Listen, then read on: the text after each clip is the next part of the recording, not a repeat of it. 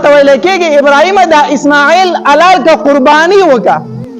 ابراهیم علیه السلام هاجره بیبي او اسماعیل علیه السلام د غیږ ماشوم په مکه کې پرېښود او واپس تلاړ شام ته. نو بیا به هر کال ابراهیم علیه السلام د اسماعیل علیه السلام ملاقات لراتو. تماشه به کوله چې یاره بچی مې پرېښی دی د بیبي سره چې په څه حالت کې به. نو هر کال به د اسماعیل علیه السلام ملاقات لراتو. نو یو ځل فرشتو د الله جل جلاله په دربار کې درخواست وکړو، وی الله دا ابراهیم چې په دې خپل زوی ډېر مین دی، دا ابراهیم په دې خپل زوی ډېر مین دی، په دې سپینه ږیره باندې هر کال د هغې شان د راځي مکې ته د هغه ملاقات لره. الله تبارک وتعالی فرشتو ته وفرمایل وی ای فرشتو دا ابراهیم چې څومره په دې خپل زوی باندې مین دی که نه د دې نه زیات په ما باندې مین دی. ابراهیم علیه السلام چې څومره په دې خپل بچی اسماعیل علیه السلام مین دی د دې نه زیات دی په ما باندې مین دی. او تاسو ورته ګورئ. نو چې یو کال ابراهیم علیه السلام راغی د اسماعیل علیه السلام ملاقات له. نو اتمه ذوالحجې په شپه باندې خوب ولیدو. د اتمې ذوالحجې په شپه باندې خوب ولیدو. د شپې ورته الله تبارک وتعالی په خوب کې وایي ابراهیم پاسه زوی دې حلال کا. ابراهیم علیه السلام مطلب دا چې الله تبارک وتعالی زمانه قرباني غواړي. نو چې سحر پاسې د اوښانې حلال کړه د الله په نوم باندې. نو چې شپې له اوده شو نو په نخمه ذوالحجې بیا خوب ولیدو چې په خوب کې ورته ویل کېږي ابراهیم دا اسماعیل حلال کا قرباني وکا. ابراهیم علیه السلام بیا چې سار پاسې د اوښانې حلال کړو کېدای شي الله زمانه نوره قرباني غواړي. نو د لوی اختر په شپه باندې بیا خوب ولیدو. په خوب کې ورته ویلی شي ابراهیم زه درته وایم چې اسماعیل حلال که ته اوښان حلالوې، زه درنه د اسماعیل قرباني غواړم زوی دې حلال کا. چې سحر شو د لوی اختر دا ورځ 10 ذوالحجه وه.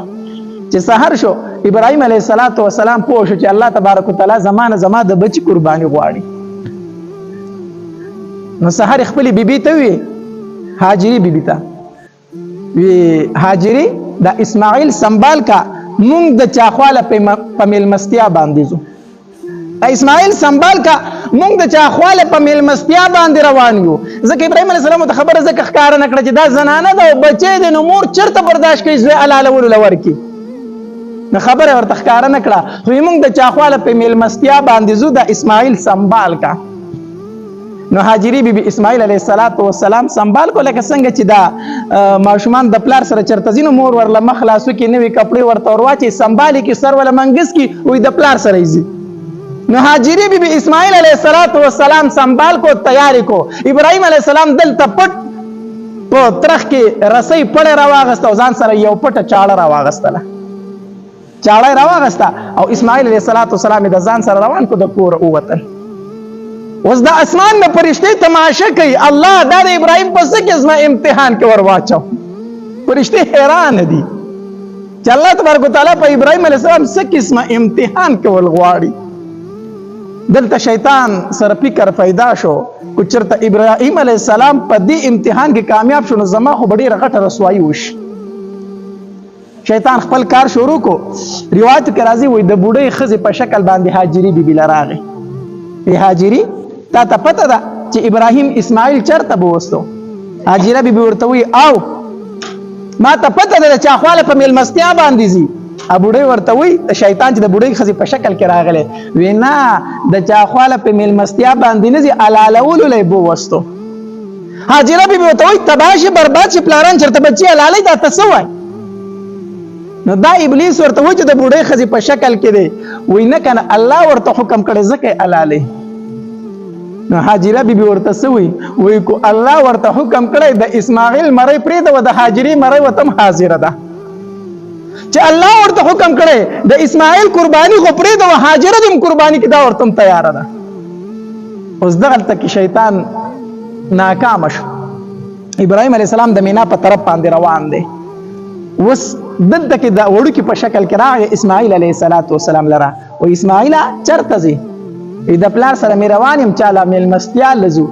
میلمستیا له نه ځئ پلار دې حلالوي. اسماعیل علیه السلام ورته وایي بدبخته زامن چې حلال کړي دي چې ما به زما پلار حلال کړي. نو شیطان ورته وایي وای نه کنه الله ورته حکم کړی ځکه دی الله دی. اسماعیل علیه السلام وړو کې دی هغه ورله جواب ورکړي وای چې د الله ورته حکم دی نو د اسماعیل مړی ورته حاضر ده. شیطان دغلته ناکام شو. د ابراهیم علیه السلام لراغه د غټ سړي په شکل باندې او ابراهیم علیه السلام ته وی او ابراهیم ما خو چې ته خيار سړی ته ډېر کمکل سره وختي په خوبونو باندې چا ځامن حلال کړی دي چې تا خوب ولید او اسماعیل خپل بچی دی علالي روان کړی دی. خدا خبر یاد اوساتئ د پیغمبر خوب دا وحی د پیغمبر خوب سي دا وحی. نو شیطان ورته وی ته ما وی چې ته خيار سره ته ډېر کمکل سره وختي په خوبونو چا ځامن حلال کړی دي.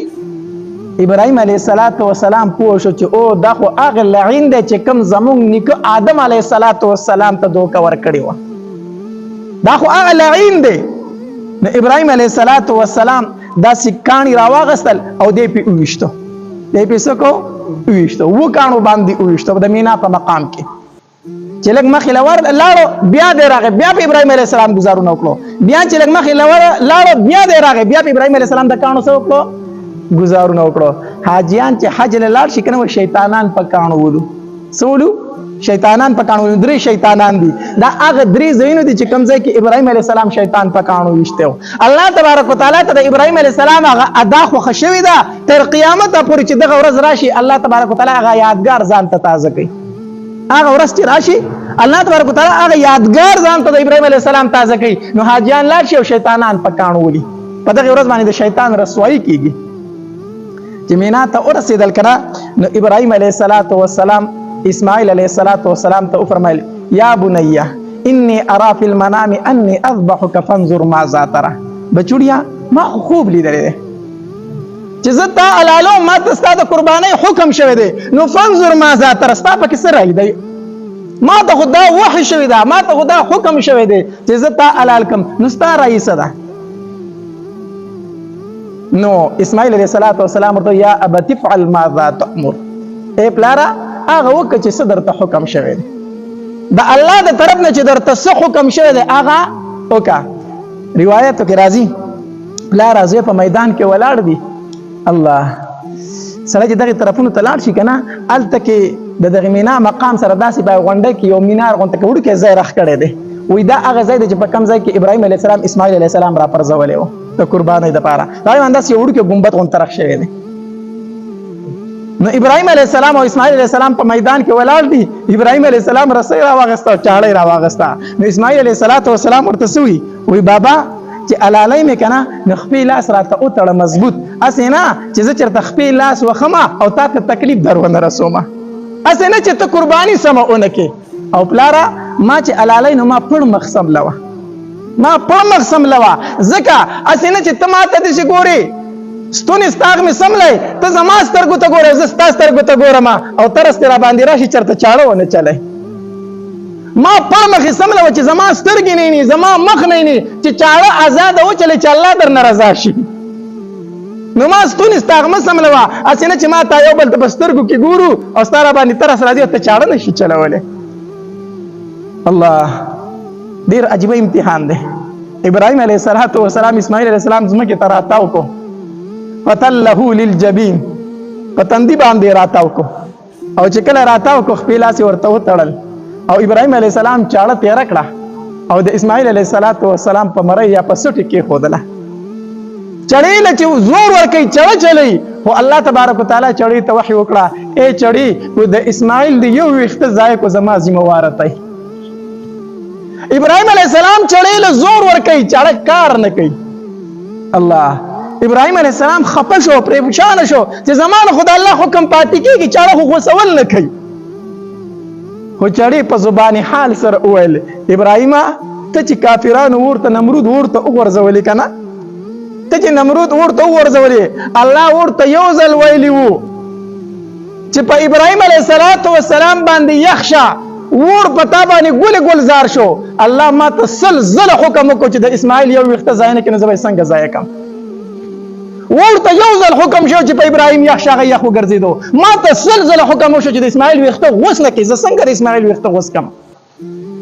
الله ابراهیم علیه السلام وایي دا چاړه راواغسته که نه هغه غوسول نه کول کرا د دې دا 13 شو کده اسماعیل علیه السلام په دې سټ باندې داسې کې خدا او د خپل بدن دا زور په ور واچو چې دا به داسې ورننوزي او چغې کړه سره چې څنګه چغې کړه د شان आवाज راغی وی الله اکبر الله اکبر اسماعیل علیه السلام چې پاسې دو او دا شاته وکتل جبرئیل علیه السلام ولاړ دی او ګډ وسره دی نو اسماعیل علیه السلام ویل لا اله الا الله ابراهيم عليه السلام چې وکتل وی الله اکبر الله اکبر الله د اسمان نه आवाज وکړو وی ولله الحمد دا تکبیرات التشریق دا د جبرئیل علیه السلام د اسماعیل علیه السلام د ابراهيم علیه السلام او د الله جل جلاله د قول مجموعه ده چې کله اخترونه راشي مونږ د تکبیرات وایو کنه ابراهيم عليه السلام د الله په نوم باندې خپل زوی قرباني کو او الله د اسمانونو نه ګډ راولګو د ګډ قرباني وشوله او اسماعیل علیه السلام پاتې شو هغه ادا د ابراهيم علیه السلام الله ته خوښ شوی دا چې کلم د لوی اختر ورځ راشي کنه نو ټول مسلمانان قرباني کوي او ځان ته د ابراهيم علیه السلام غیاد الله تبارک وتعالى تاسو کوي